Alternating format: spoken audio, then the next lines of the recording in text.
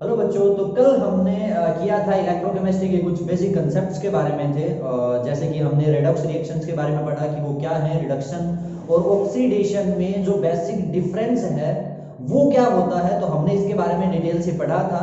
तो आज हम स्टार्ट करते हैं हमारा चैप्टर जिसका नाम है इलेक्ट्रोकेमिस्ट्री। तो मैंने कल बताया था कि इलेक्ट्रोकेमिस्ट्री जो है वो क्या है कि साइंस की, केमिस्ट्री की वो ब्रांच है जिसके अंदर हम किसके बारे में पढ़ेंगे बच्चों, जिसके अंदर हम पढ़ेंगे इंटर कन्वर्जन के बारे में। इंटर कन्वर्जन, और ये इंटर कन्वर्जन जो है वो किसके बीच में होता है, between the chemical energy and किसके बीच में, इलेक्ट्रिकल एनर्जी के बीच में। और इसके बेस पे मैंने आपको दो डिफरेंट टाइप के सेल बताए थे, जिसमें एक था इलेक्ट्रोलाइटिक सेल और एक था electrochemical cell, that sorry galvanic cell.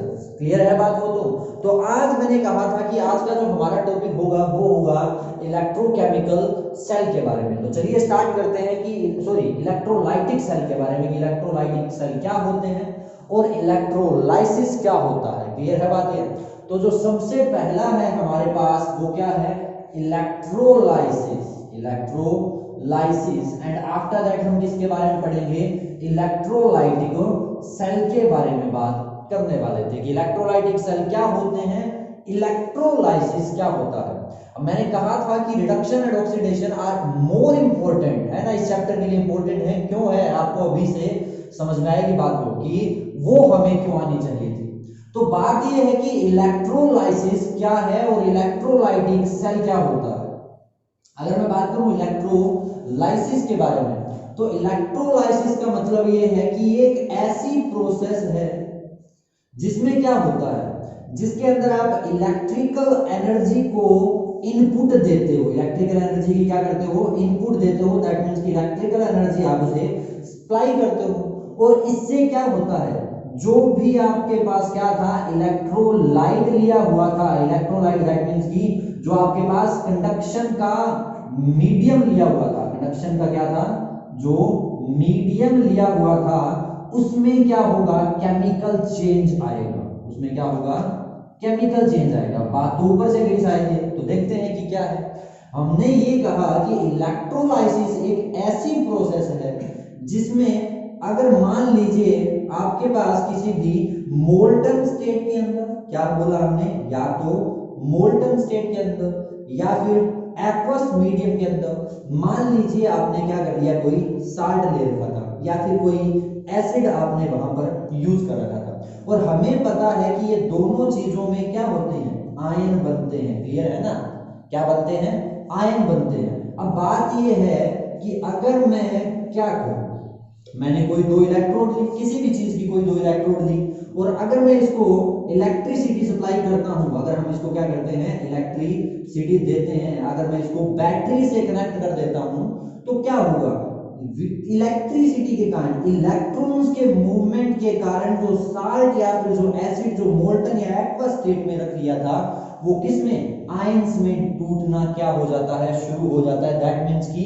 हमें उस लिक्विड के जो है वो प्रोडक्ट्स मिलना क्या हो जाते हैं, शुरू हो जाते हैं। तो क्या किया था हमने, हमने इलेक्ट्रिकल एनर्जी उसे दिया था और पूरे के अंदर हम क्या करके लेके आए थे, केमिकल चेंज लाए थे। तो यही तो है इलेक्ट्रोलाइसिस। तो अब समझो बात को कि इलेक्ट्रोलाइसिस क्या है।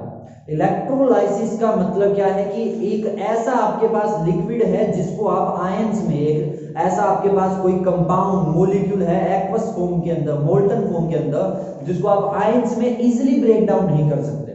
तो अब क्या करोगे, आप उसमें से इलेक्ट्रिसिटी को पास करोगे, और इलेक्ट्रिसिटी पास करने पर वो क्या करता है, अपने बायो प्रोडक्ट्स, दैट मींस कि जो उसके अंदर एलिमेंट्स या एटम्स यूज किए गए थे उनके आपको क्या मिलते हैं, प्रोडक्ट मिलते हैं, और इसी को कहा जाता है इलेक्ट्रोलाइसिस। तो करते हैं बात।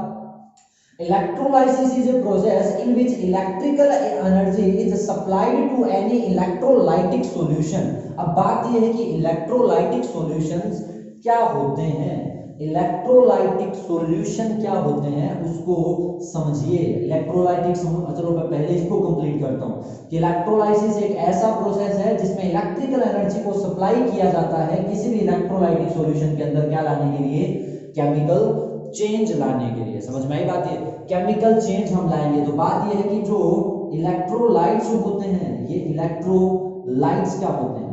हमने कंडक्टर के बारे में पढ़ा था। अगर केस में मेटल के केस की बात करूं तो मेटल के केस में जो क्या होते हैं, इलेक्ट्रिसिटी को पास करते हैं, उनको क्या कहा जाता है?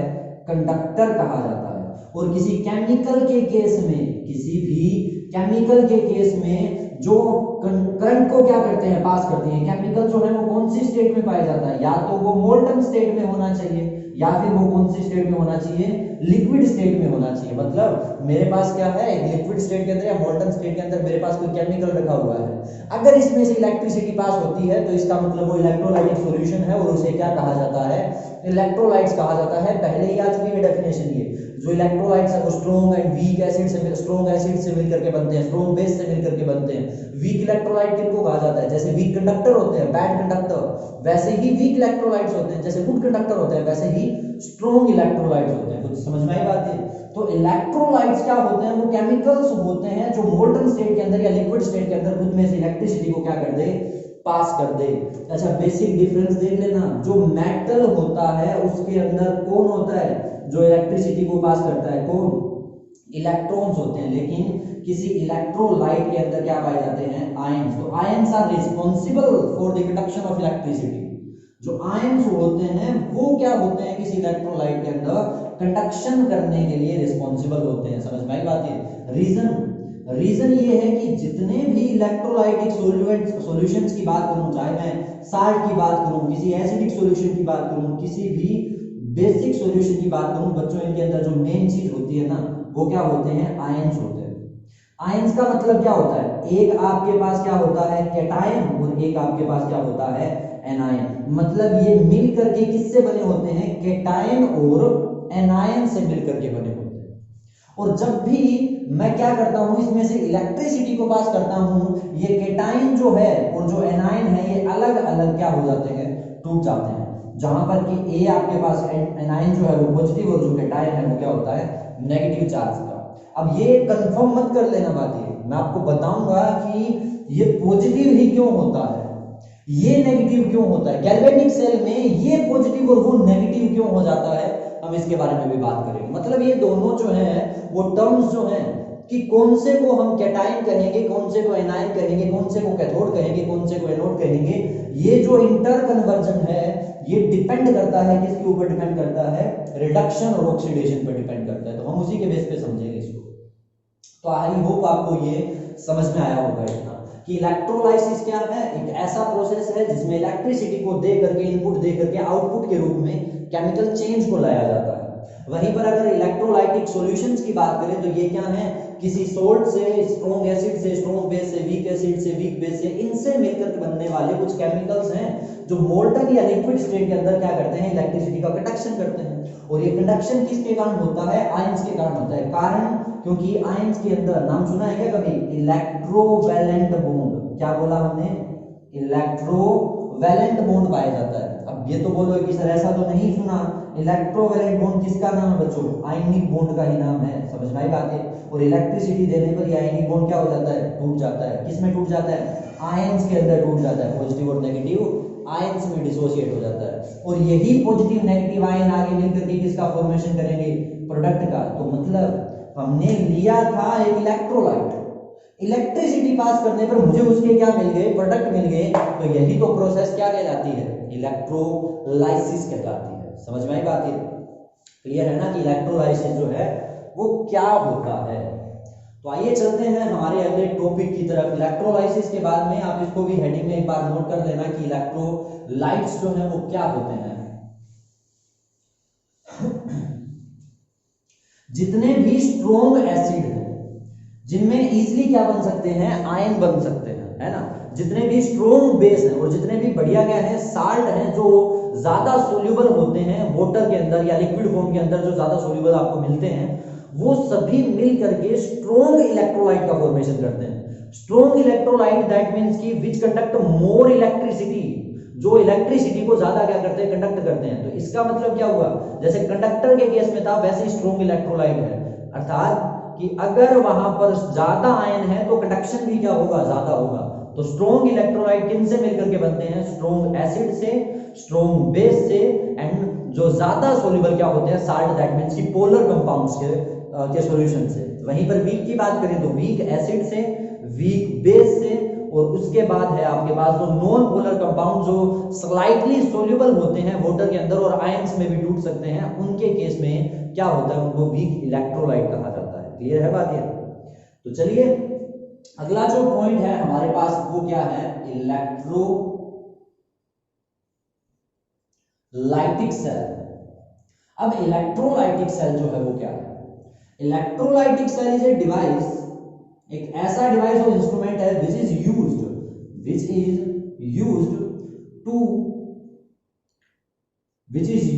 किसके लिए यूज किया जाता है, फॉर केमिकल चेंज। किसके लिए? केमिकल चेंज के लिए यूज किया जाता है इन एन इलेक्ट्रोलाइट, किसी भी इलेक्ट्रोलाइट के अंदर, यूजिंग इलेक्ट्रिसिटी या इलेक्ट्रिकल एनर्जी। दैट मीन्स कि ये एक ऐसा डिवाइस है जिसमें क्या होगा, केमिकल चेंज को लाया जाएगा, ठीक है ना। या फिर मैं ये बोल सकता हूं कि इलेक्ट्रिकल एनर्जी को कन्वर्ट किया जाता है किसके अंदर, केमिकल एनर्जी के अंदर। इलेक्ट्रिकल एनर्जी को किसमें कन्वर्ट किया जाता है, केमिकल। अब ये इलेक्ट्रिकल एनर्जी क्या है, हमारा इनपुट है, और ये इनपुट किसके द्वारा दिया जाएगा, बैटरी के द्वारा दिया जाएगा। समझ में आई बात? ये इनपुट किसके द्वारा होगा, बैटरी के द्वारा होगा। अब क्या था कि मैंने इसको इलेक्ट्रिसिटी दिया, इलेक्ट्रिसिटी इनपुट के रूप में मैंने बैटरी उसके साथ कनेक्ट किया, क्या होंगे, इलेक्ट्रॉन्स क्या करेंगे, फ्लो करेंगे। पूरे सर्किट में क्या होगा, इलेक्ट्रॉन्स फ्लो करेंगे, और इन इलेक्ट्रॉन्स के कारण जो हमारे पास क्या था, इलेक्ट्रोलाइट था, वो किसमें टूटेगा बच्चों, किसमें, आयंस के अंदर क्या होगा, डिसोसिएट होगा। और जब आयंस बनेंगे तो उनके क्या बनेंगे, वहां पर प्रोडक्ट बनेंगे। क्लियर है बात ये? इसका मतलब वो पूरा का पूरा जो है वो किसमें कन्वर्ट हो गया, केमिकल एनर्जी के अंदर स्टोर। तो इसका मतलब कि इलेक्ट्रिकल एनर्जी के अंदर जब भी इनपुट दी जाती है, बैटरी की इलेक्ट्रॉन्स मूव करते हैं, वो केमिकल को आयंस में डिसोसिएट करते हैं और प्रोडक्ट बनाते हैं, और इलेक्ट्रिसिटी को कंडक्ट करके उसको केमिकल एनर्जी में क्या कर देते हैं, कन्वर्ट कर देते हैं। ऐसे डिवाइसेस को क्या कहा जाता है, इलेक्ट्रोलाइटिक सेल कहा जाता है। तो समझ में आई बात है कि इलेक्ट्रोलाइटिक सेल जो है वो क्या होते हैं। तो आगे करें। अच्छा, इलेक्ट्रोलाइटिक सेल के अंदर आपको दो प्रकार की चीजें देखने को मिलेगी। एक है बच्चों क्वांटिटेटिव और एक है क्वालिटेटिव। तो क्वालिटेटिव में क्या क्या है एंड क्वांटिटेटिव में क्या क्या है, हम इनके बारे में थोड़ा सा एक बार देख लेते हैं, फिर डिटेल से पढ़ते हैं इनके बारे में। क्वालिटेटिव का मतलब क्या क्या है? सबसे पहली बात कि प्रोडक्ट बनता कैसे, समझ में आई बात ही? इलेक्ट्रोलाइसिस होती कैसे, ठीक है ना। आयंस जाते कहां, कि जो आयंस बनते हैं वो इन रियल मूव कैसे करते हैं, उनसे प्रोडक्ट कैसे बनता है। क्लियर? जो बाया प्रोडक्ट हैं उसके बारे में, चलो प्रोडक्ट के अंदर आगे के प्रोडक्ट बनते कैसे हैं, उन पर कौन कौन सी चीजों के क्या होते हैं, फैक्टर का क्या होता है, अफेक्शन होता है, कि सॉरी अफेक्ट करते हैं कि क्वालिटेटिव के अंदर मुझे ये पढ़ना है कि प्रोडक्ट कैसे बना, इलेक्ट्रोलाइसिस कैसे हुई, आयन कैसे बने, किन किन फैक्टर्स ने उसको क्या किया है, इफेक्ट किया है। लेकिन वहीं पर अगर क्वांटिटेटिव के बारे में मैं बात करूं तो क्वांटिटेटिव के अंदर हम पढ़ेंगे फैराडे लॉ के बारे में, बाद में डिस्कस करेंगे इसके बारे में, लेकिन बता देता हूं फैराडे लॉ का मतलब कि कितना करंट देने पर कितना प्रोडक्ट बनेगा। अगर 5 इलेक्ट्रॉन दिए जाते हैं तो कितने जो है वो नंबर ऑफ मोल्स आपके पास प्रोडक्ट के बनेंगे, या कितना ग्राम जो है वो प्रोडक्ट का फॉर्मेशन होगा, वो सब हम पढ़ेंगे किसके अंदर, क्वांटिटेटिव एनालिसिस के अंदर। तो क्वालिटेटिव में हमें पढ़ना है product, electrolysis, ions and factors के बारे में। क्लियर है बात? ये कोई प्रॉब्लम है इसके अंदर? नहीं है ना। देखना कि इलेक्ट्रोलाइटिक सेल क्या है, डिवाइस है, यूज किया जाता है केमिकल चेंज लाने के लिए, किसका यूज करके, इलेक्ट्रिकल चेंज को यूज करके। ठीक है, अब जो मेन बात है वो क्या याद रखनी है, वो देख लो, जो आपको हमेशा याद रखनी पड़ेगी इसके अंदर। और हम अभी क्या करेंगे, क्वालिटेटिव एनालिसिस के बारे में बात करेंगे, जो इलेक्ट्रोलाइटिक सेल्स को लेकर के। याद रखना एक बात को कि जब भी क्या होगा, रिडक्शन होगा, जब भी किसी भी इलेक्ट्रोड के ऊपर क्या होगा, रिडक्शन होगा, उस इलेक्ट्रोड को हमेशा कैथोड कहा जाएगा। डजंट मैटर कि जो वो गैल्वेनिक सेल है, डजंट मैटर कि वो इलेक्ट्रोलाइटिक सेल है, समझ रहे हो कि अगर वहां रिडक्शन हुआ है तो उसे क्या कहा जाएगा, इलेक्ट्रोड कहा जाएगा, और सॉरी उस इलेक्ट्रोड को क्या कैथोड कहा जाएगा। और अगर किसी भी इलेक्ट्रोड के ऊपर क्या होता है, ऑक्सीडेशन होता है, वो हमेशा क्या होती है, एनोड होती है। क्लियर बात ये, अगर किसी भी इलेक्ट्रोड पर क्या होता है, रिडक्शन होता है तो वो कैथोड है, और अगर ऑक्सीडेशन होता है तो वो क्या है, एनोड है। ठीक है, और एनोड तो हम जानते हैं क्या है, पॉजिटिव, और कैथोड हम जानते हैं कि क्या है, नेगेटिव। क्लियर, कैथोड क्या है, नेगेटिव, और जो एनोड है वो क्या है आपके पास, पॉजिटिव दे रखा है। क्लियर ना इतना, तो चलिए आगे देखते हैं।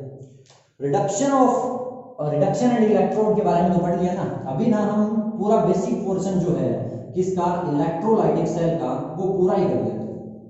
एग्जांपल लिया, फॉर एग्जांपल सोडियम क्लोराइड का मोल्टन फॉर्म ले लिया हमने। बात समझना क्या हो, सोडियम क्लोराइड का हमने मोल्टन फॉर्म ले लिया, और क्या किया, सबसे पहली चीज हमने उसके अंदर मोल्टन सोडियम क्लोराइड रख दिया। ये NaCl जो है वो कौन सी फॉर्म में रहेगा, मोल्टन फॉर्म में ही रहेगा। अब हमने इसके अंदर कोई क्या रख दी, इलेक्ट्रोड जो है वो रख दी, और मान लो ये जो इलेक्ट्रोड है ये किसकी है, प्लैटिनम की है, और हमें पता है प्लैटिनम जो है वो क्या है, इनर्ट इलेक्ट्रोड है। इसका मतलब क्या है, इसका मतलब ये है कि ये जो प्लैटिनम है ये रिएक्शन में कहीं भाग नहीं लेगा। हाँ हम करेंगे, मान लो कॉपर के बारे में, जिंक के बारे में, सिल्वर के बारे में, इन सब की इलेक्ट्रोड्स का यूज करके भी करेंगे, लेकिन मैं एक बार आपको इलेक्ट्रोलाइटिक सेल का फंक्शन बता रहा हूं कि काम कैसे करता है, ये बनता कैसे है।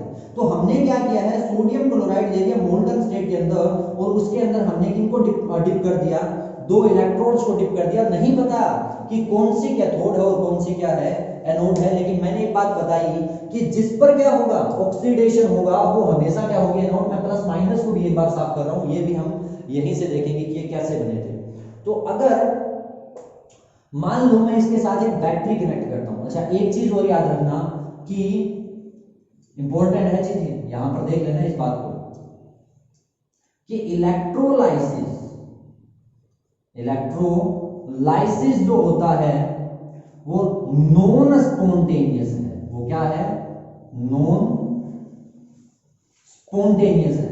दैट मींस कि इलेक्ट्रोलाइसिस कभी अपने आप नहीं होता, अभी कभी ऐसा नहीं होगा, क्योंकि क्या था कि हमें तो इलेक्ट्रिकल एनर्जी देना पड़ता है ना।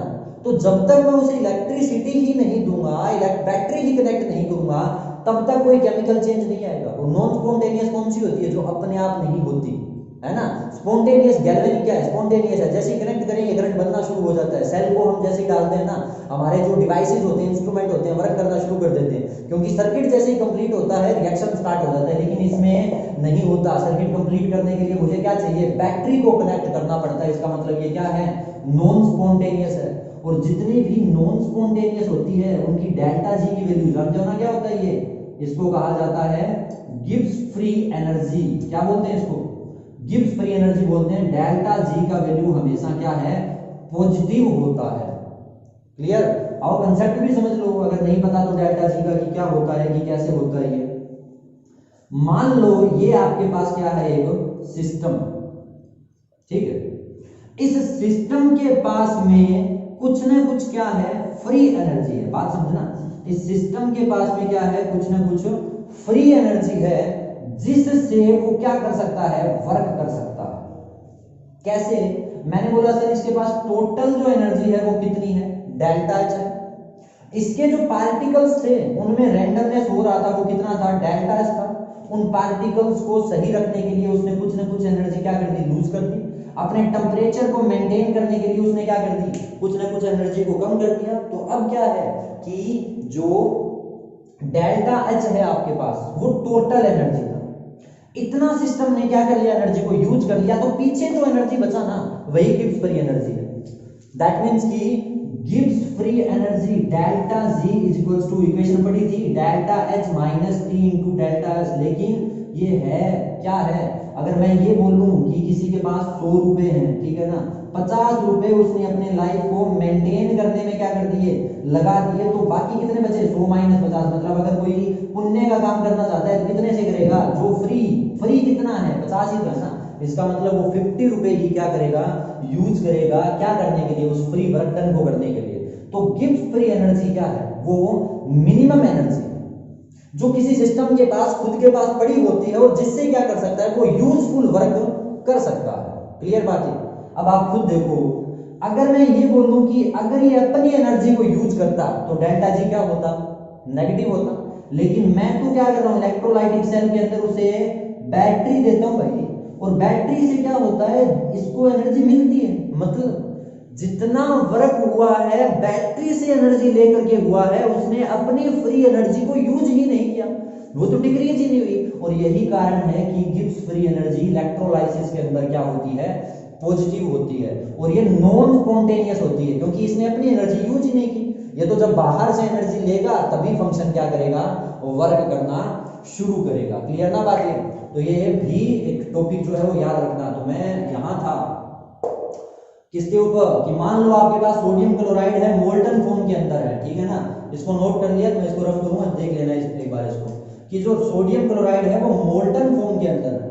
क्या है इसमें, NaCl था, मोल्टन फॉर्म में पड़ा था। मैंने क्या कर ली, 2 इनर्ट इलेक्ट्रोड दे ली, जो किसकी है, प्लैटिनम की। इनर्ट क्यों, क्योंकि ये रिएक्शन में भाग नहीं लेंगे, मतलब इनके खुद के प्रोडक्ट आपको नहीं मिलेंगे। एक बार हम ये तो समझ लें कि इसके प्रोडक्ट हमें कैसे मिलने वाले थे, तब जाकर के देखेंगे कि खुद के प्रोडक्ट कैसे बनते हैं इलेक्ट्रोड्स के। ठीक है। अब हमने क्या किया, इसके साथ एक बैटरी कनेक्ट कर दिया, ये टर्मिनल, फिर क्या है,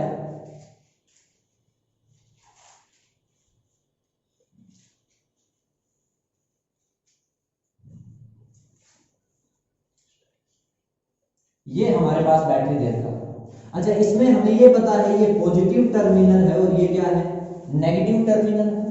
और नेगेटिव टर्मिनल के पास में क्या होते हैं, इलेक्ट्रॉन्स होते हैं। तो इसका मतलब जो इलेक्ट्रोड नेगेटिव के साथ जुड़ी हुई है उस पर चार्ज भी कौन सा आएगा, नेगेटिव। जो इलेक्ट्रोड पॉजिटिव टर्मिनल के साथ जुड़ी हुई है उस पर चार्ज भी कौन सा आएगा, पॉजिटिव। और ऐसा होगा कि अगर ये नेगेटिव टर्मिनल है तो इस पूरी इलेक्ट्रोड में क्या भर जाएंगे, इलेक्ट्रॉन्स। क्या भर जाएंगे, इलेक्ट्रॉन्स भर जाएंगे। क्लियर बात है। लेकिन जब इलेक्ट्रॉन यहां पहुंचते हैं तो उसके अंदर पड़े हुए सोडियम क्लोराइड का सबसे पहला जो स्टेप है वो क्या होगा, आयोनाइजेशन होगा। याद रखना कि जब भी बैटरी को कनेक्ट करके स्विच ऑन किया जाता है, उसमें जो इलेक्ट्रोलाइट रखा है वो आयंस में टूटना क्या हो जाता है, शुरू हो जाता है। तो मैं बोल सकता हूं कि जो सोडियम क्लोराइड है उसने क्या किया है, सोडियम पॉजिटिव और प्लस में क्या बनाया, क्लोरीन नेगेटिव के 2 आयन बना दिए।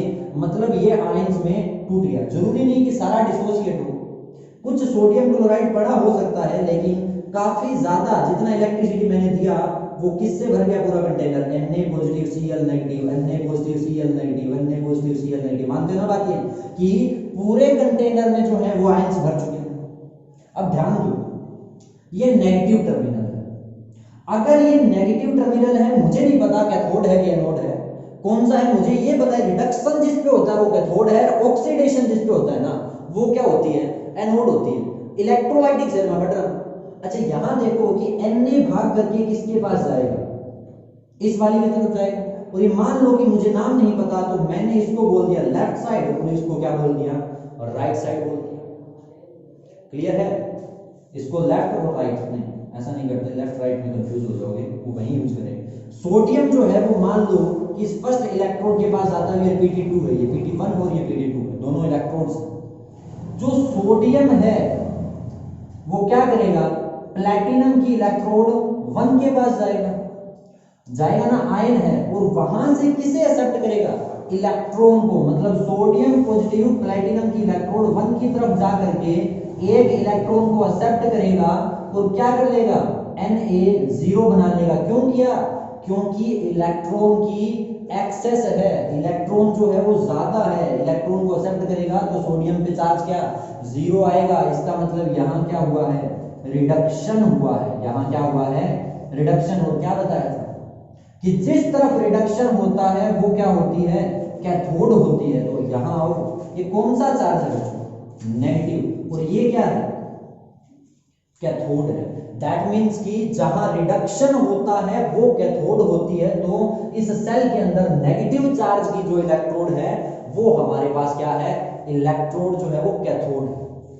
इसके बाद अगर मैं बात करूं दूसरी तरफ की, एक तरफ आपके पास क्या है, क्लोरीन है, नेगेटिव चार्ज है, किसकी तरफ जाती है, सेकंड इलेक्ट्रोड की तरफ जाती है, लेकिन वहां क्या है, पॉजिटिव चार्ज है। मतलब क्लोरीन क्या करेगा, पोटेंशियल डिफरेंस आने के कारण, पता है ना, व्हेन इलेक्ट्रॉन कब फ्लो करता है, इलेक्ट्रॉन फ्लो तब करता है जब पोटेंशियल में क्या होता है, डिफरेंस होता है, एक में ज्यादा पोटेंशियल और एक में कम, और इसमें नेगेटिव चार्ज ज्यादा है उसमें कम है, इसका मतलब इलेक्ट्रॉन जो है वो क्या करेगा, बाहर निकलेगा, किसकी तरफ जाएगा, इस इलेक्ट्रॉन की तरफ जाएगा। देखो इलेक्ट्रॉन आया, सोडियम ने इलेक्ट्रॉन लिया, क्लोरीन ने इसको इलेक्ट्रॉन दिया, सर्किट क्या हुआ, कंप्लीट हुआ, लेकिन क्या हुआ इससे, इलेक्ट्रॉन तो बैटरी को मिल गए, लेकिन हो क्या रहा है, वो ये रहा है कि ये आयंस में टूट रहा है, सोडियम यहां जा रहा है, Na बन रहा है, Na पॉजिटिव, और ये जो Cl नेगेटिव था ये क्या करता है, Cl बना रहा है फ्री स्टेट के अंदर, क्या करके, एक इलेक्ट्रॉन दे करके। और जब भी किसी का ऑक्सीडेशन नंबर क्या होता है, इंक्रीज होता है, तो इसका मतलब वहां क्या हुआ है,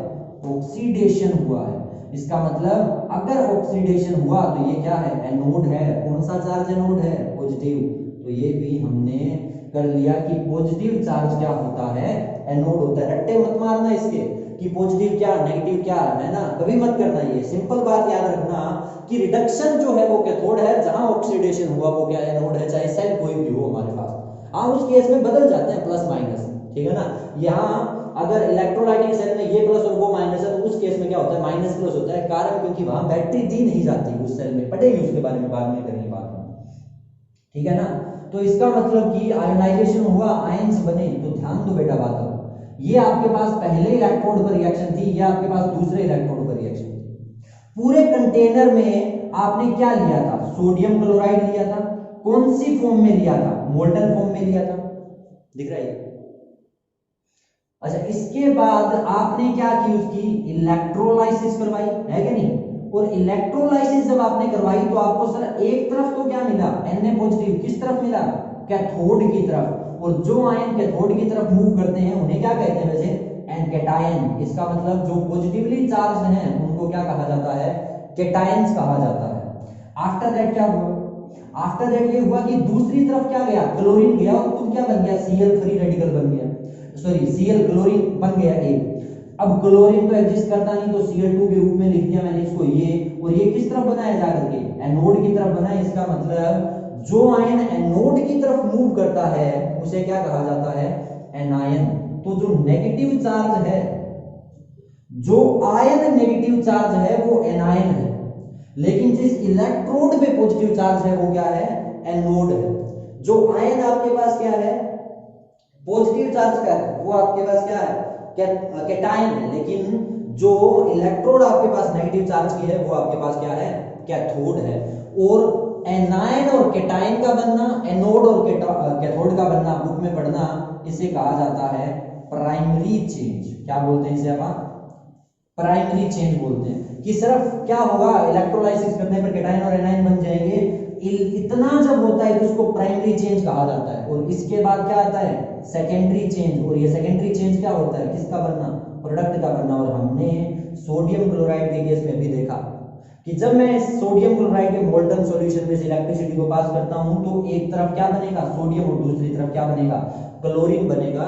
यही क्या है, सेकेंडरी चेंज है। यही हमारे प्रोडक्ट्स हैं, यही क्या है, सेकेंडरी चेंज है। समझ में आई बात, ये क्लियर है ना इतना। चलो फास्टली देखते हैं दोबारा से कि क्या क्या होता है। ये तो आई थिंक समझ में आया कि क्या था, ये हमने पढ़ा, एग्जांपल लिया कि इलेक्ट्रोकेमिकल सेल कैसे काम करता है, इलेक्ट्रोलाइटिक सेल सॉरी, क्या होगा, कैथोड होगा, एनोड होगा, एक पॉजिटिव चार्ज एक नेगेटिव चार्ज, किसके हिसाब से, बैटरी के हिसाब से प्लस माइनस आते हैं। नहीं लिया, इनर्ट लिया हमने, कोई दूसरा इलेक्ट्रोड नहीं लिया, फिर क्या होगा, प्राइमरी चेंज आएगा, मतलब क्या, आयोनाइजेशन होगा। क्या होता है आयोनाइजेशन में वो देख लेते हैं, क्या होगा। पूरा बेसिक पोर्शन है ये इलेक्ट्रोलाइटिक सेल का, ठीक है ना।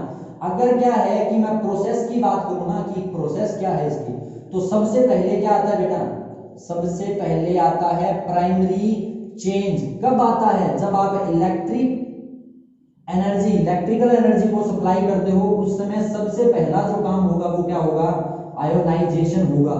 अब क्या होगा, अब ये होगा सर कि वो आयंस में टूटेगा, एक होगा पॉजिटिव आयन, एक क्या होगा पॉजिटिव आयन। पॉजिटिव आयन किसकी तरफ जाएगा, नेगेटिव इलेक्ट्रोड की तरफ। पॉजिटिव आयन जाएगा नेगेटिव इलेक्ट्रोड की तरफ, और नेगेटिव इलेक्ट्रोड क्या होती है, कैथोड। क्या होती है, कैथोड होती है। इसका मतलब जो पॉजिटिव है वो क्या है, कैटायन है। और ये जा करके क्या करेंगे, इनके ऊपर क्या होता है, रिडक्शन होता है, ठीक है ना। और बाद में इनसे क्या मिल जाएगा, आपको एक प्रोडक्ट मिल जाएगा। क्लियर।